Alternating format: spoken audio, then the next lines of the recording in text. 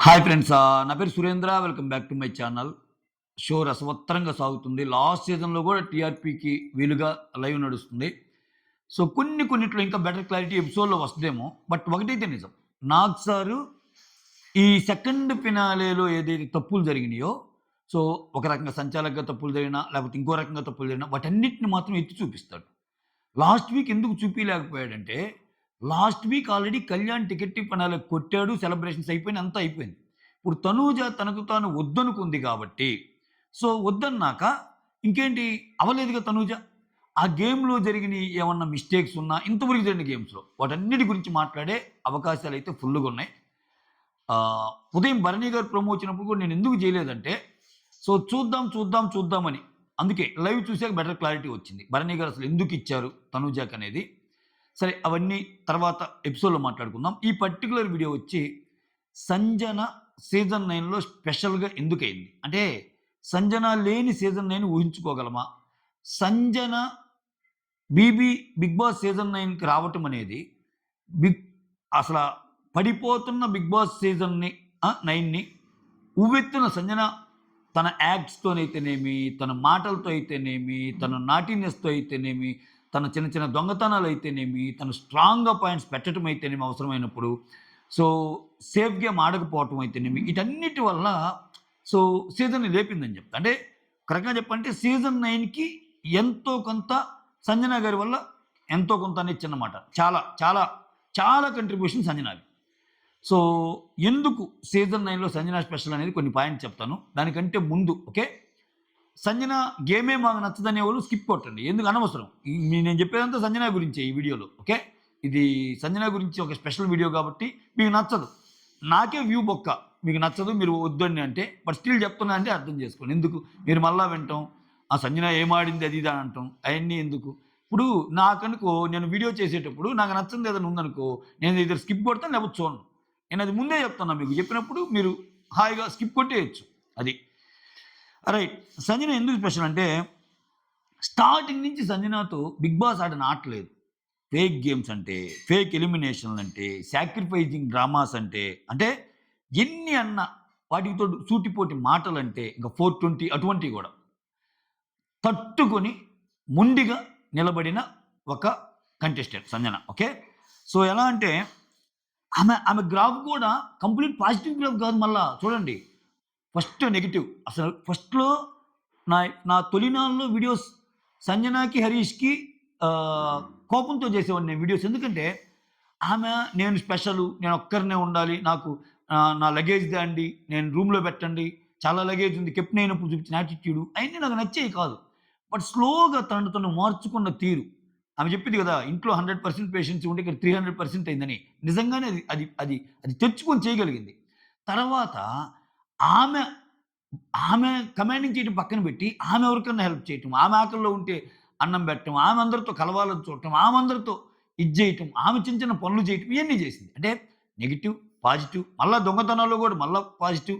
మళ్ళా అదే కంటిన్యూ చేస్తా మొనాటనీ వస్తుంది దొంగతనం అన్నప్పుడు మళ్ళా ఆపేయటం, మళ్ళా ఇన్విజిబుల్, మళ్ళా ఫేక్ ఎలిమినేషన్ డ్రామా, మళ్ళా లోపలికి రావటం. అంటే ఆమె జర్నీని గాని చూసుకుంటే 360 డిగ్రీస్‌లో అన్ని కోణాలు కనిపిస్తాయి మీకు సంజన దాంట్లో. సంజన దాంట్లో గొడవలున్నాయి. సంజన దాంట్లో మాటలున్నాయి. సంజన దాంట్లో ఎమోషన్స్ ఉన్నాయి. సంజన దాంట్లో ఫన్ ఉంది.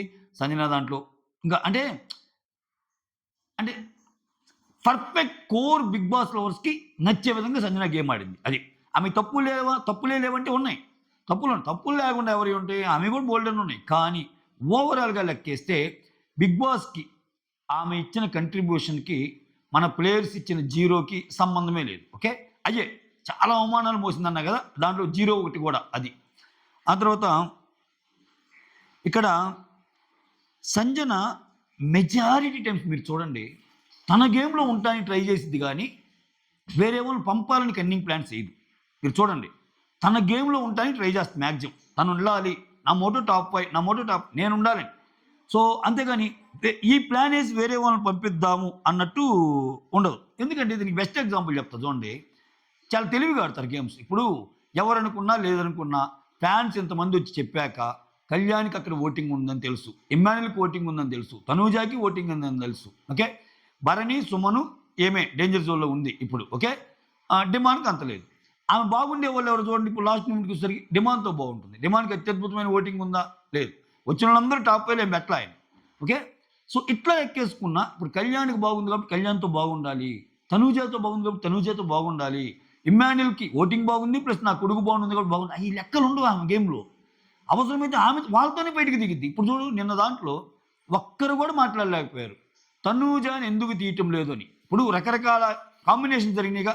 ఒకసారి టాప్‌లో ఉన్నప్పుడు తీయండి. ఒకసారి టాప్‌లో, ఒకసారి బాటమ్‌లో ఉన్నప్పుడు తీయండి. ఏ కాంబినేషన్ వచ్చినా ఆ అమ్మాయి సేవ్ అవుతా వచ్చింది. విచిత్రం ఏంటంటే ఆ అమ్మాయి అన్ని కాంబినేషన్స్‌లో ఉంది. ఈ త్రూ ఔట్ గేమ్‌లో ఒకసారి టాప్ ఉంది. అమ్మాయిని తీయలా. ఒకసారి మిడిల్ ఉంది. మిడిల్ ఉన్నప్పుడు మిడిల్ లాగా మాట్లాడిద్ది. టాప్ ఓన్లీ, బాటమ్ ఓన్లీ దీన్ని మిడిల్ ఓన్లీ తీయొద్దంటది. టాప్‌లో ఉన్నప్పుడేమో వేరే రకమైన స్కెచ్ చేస్తది. బాటంలో ఉండేవాళ్ళని తీయటానికి. ఇట్లా రకరకాల స్కెచ్‌ల్లో అందరూ దాసోహం అన్నా గాని, నిలబడగలిగింది ఒకే ఒక్క సంజన. ఎందుకంటే ఎగ్జాంపుల్ ఎందుకు చెప్తున్నా అంటే, ఇప్పుడు భరణి గారు హెల్ప్ చేస్తారు. తనూజాకి పాయింట్స్ ఇస్తారు. భరణి గారు తనూజాకి పాయింట్స్ ఇవ్వటం వెనకాల ఒక ఎమోషనల్ ప్రోమో పడినా, దాని వెనకాల ఆంతర్యం సుమన్‌తో మాట్లాడతారు లైవ్‌లో. అన్నా, ఇప్పుడు వాళ్ళ ముగ్గురు ఎలాగో ఉంటారు. కళ్యాణ్, తనూజ, ఇమ్మాన్యుల్. సో, నేను యాక్చువల్‌గా ఇమ్మాన్యుల్‌కి ఇద్దాం అనుకుంటున్నాను. బట్ ఇక్కడ తప్పటం లేదు అని తనూజకి ఇస్తానని చెప్తా. ఇప్పుడు సంజనాకిస్తే ఏమైద్దంటే, మనిద్దరికి టాప్ 5కి మనకిదే ఇద్ది అని ఒక ఈక్వేషన్ చెప్తాడు. అంటే వాళ్ళ మోటో గూడా సంజనాని తీయటం. సంజనాని పక్కన పెట్టం. ఇక్కడ చూడండి ఈమె ఎంతమందికి టార్గెట్ అంటే ఇంక సుమన్‌ని తప్పుపట్టను. ఎందుకంటే సుమను భరణిని నమ్మాడు. భరణిని ఏదంటే అదేదే. తప్పంటే ఆయన ఎలా తప్పుపట్టాలంటే ఆయన చెప్పినా ఈయనకంటూ ఒక ఇండివిడ్యువల్ థాట్ ప్రాసెస్ ఉండాలి. అది లేదు ఆయనకి పాపం. ఓకే. సో, ఇక్కడ నేనేమంటా అంటే లీస్ట్‌లో ఉంది కాబట్టి ఎలాగ టార్గెట్ అయింది. వాళ్ళేమో ఇటు తిరిగి ఇక్కడ ఉండేవాళ్ళు సంజనాని పంపిద్దాము అన్నట్టు కుట్రలు జరిగినా వాటిని తట్టుకుంది. అవి జరుగుతున్నా నేను ఇప్పుడు వాళ్ళతో కలిస్తే నాకు మంచి రోజులు వస్తాయని కూడా ఆలోచించలేకపోయింది. ఓకే. ఆమె గేమ్ ఆమె ఆడింది. నెక్స్ట్ ఇంకొకటి. ఇక్కడ లాస్ట్ మూమెంట్‌లో మీకు గుర్తుందా? డిమాండ్ ఇమ్మాన్యుల్ ఒక ఆఫర్ ఇస్తారు. అది అది ఈమె కోసం కాదు యాక్చువల్‌గా. అది ఇమ్మాన్యుల్ కోసమే. అయినా గాని ఆమెకు కూడా ఉపయోగపడే ఇదది. ఏమని చెప్తారు? మమ్మా నువ్వు మొండిగా ఎళ్ళకుండా మాతో ఉండు. నువ్వు డిమాండ్‌ని తీయొద్దు. ఎందుకని ఇక్కడ ఇమ్ము భయమేంది? ఆల్రెడీ అక్కడ ముగ్గురు ఇమ్మాన్యుల్ పేరు చెప్తారు. తనూజ, భరణి అండ్ సుమన్. నువ్వు నువ్వు మా పక్కనుండి నువ్వు డిమాండ్‌కి గాని ఓటేయకుండుంటే అప్పుడు మనయి 4 ఓట్లవుతాయి.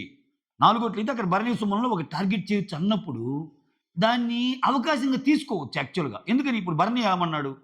భరణి సుమన్‌తో మాట్లాడేటప్పుడు ఏమన్నాడు? మనకి టాప్ 5కి పోటీ సంజన అయిద్దన్న సెన్స్ మాట్లాడినప్పుడు ఎలాగో ఈళ్ళుండేవోళ్ళు. ఈళ్ళతో చేయగలిగితే భరణి సుమన్‌లో ఒకరిని పంపియొచ్చుగా ఈజీగా. ఏముంది? గేమ్ ఏముంది? ఎథిక్స్ ఏమున్నాయి? మనకు మనం ముందుకు పోవడానికి ఎన్ని గేమ్స్ ఆడటం లేదు ఎంతమంది? ఇప్పుడు నడుస్తుందంతా ఇదే గదా! ఈ లాస్ట్ వీకు. బట్ అక్కడ లేదు నేను భరణి సుమన్ కోసం నిలబడతాను. వాళ్ళు లీస్ట్‌లో ఉన్నారు గాబట్టి అని చెప్పి ఆమె పాయింట్ అదే. భరణి సుమన్ కోసం నిలబడతాను ఇన్ ది సెన్స్ లీస్ట్‌లో ఉన్నోళ్ళకని. ఆమె ఫస్ట్ నుంచి ఏంది హైయెస్ట్ పాయింట్ పట్టీలో హైయెస్ట్ పాయింట్స్ ఎవరుంటే వాళ్ళని తీసేయండి అని. ఓకేనా? సో, అక్కడ గూడా తనకు అవకాశం ఉన్న వాళ్ళతో కలిసి చేతులు కలిపి తనకి త్వరగా ఉండే వాళ్ళని తీసేయాలన్నా అవ్వల. ఎందుకంటే భరణికి భరణి ఎక్స్‌పెక్ట్ చేసినంత హెల్ప్ చేయలా. కానీ ఇమ్మాన్యుల్‌తో చేతులు కలిపితే తో చేతులు కలిపి ఇమ్మాన్యుల్‌తో గేమ్ ఆడితే సంజన. సో, ఇమ్మాన్యుల్‌దేంది నేను సేవ్ అవుతాను. నువ్వు కూడా సేవ్ అవుతావు కదా! అన్న దాంట్లో ఆడాడాయన. అటువంటప్పుడు సరే ఇమ్ముకి ఎంత లాభం జరిగిద్ది పక్కన పెడితే, ఇమ్ముకేముంది ఖచ్చితంగా ఆయన ఉంటాడు. సో, నీకు లాభం జరిగేది కదా! సో, అటువంటివి కూడా ఆలోచించకుండా వీళ్ళ పక్కనుంది. సరే వీళ్ళ పక్కనున్నందుకు ఒకసారి 50,000 ఇచ్చారు. ఆ 50,000 ఇచ్చి ఏమనేదో ప్రాసెస్‌లో ముందుకు తీసుకెళ్తా తానికి అనుకుంటే, అది కాదు అని వెంటనే ఏం జరిగింది, నెక్స్ట్ టైమ్ ఎప్పుడైతే అవసరమైద్దో అప్పుడు సంజనాకి రాలా. అది ఇవ్వాలని ఏమన్నా రూల్ ఉందా ఏందిరా నువ్వు భలే మాట్లాడుతున్నావు అంటే ఇవ్వాలని రూల్ లేదు. కానీ ఆ మాటలు వేస్ట్ కదా! So, okay. నువ్వెళ్ళాలి. నువ్వు బాగుండాలి. నువ్వు ముందుకెళ్ళాలి. నువ్వు బాగుండాలి, ముందుకెళ్ళాలన్నప్పుడు లాస్ట్‌లో నువ్వెలాగో వెళ్ళిపోయావు. సిట్యుయేషన్‌లో నువ్వెలాగో వెళ్ళిపోయావు. భరణి గారు ఉంటే రాజనీతి ప్రదర్శించాలి. ఆయన ఉన్నప్పుడు సంజనాకి ఎలా ఇస్తారనుకోవాలి. భరణి గారు ఎలాగో వెళ్ళిపోతున్నప్పుడు అందరికి కనిపిస్తుంది ఆట. సో, నువ్వు హైలో ఉన్నప్పుడు రిక్వెస్ట్ చేసావు. హై పాయింట్స్ ఉన్నప్పుడు తనుజ దగ్గరికెళ్ళి. "నో నాన్న నేను నీకంటే కిందున్నప్పుడు నేను నిన్నే టార్గెట్ చేస్తా కదా వాళ్ళని."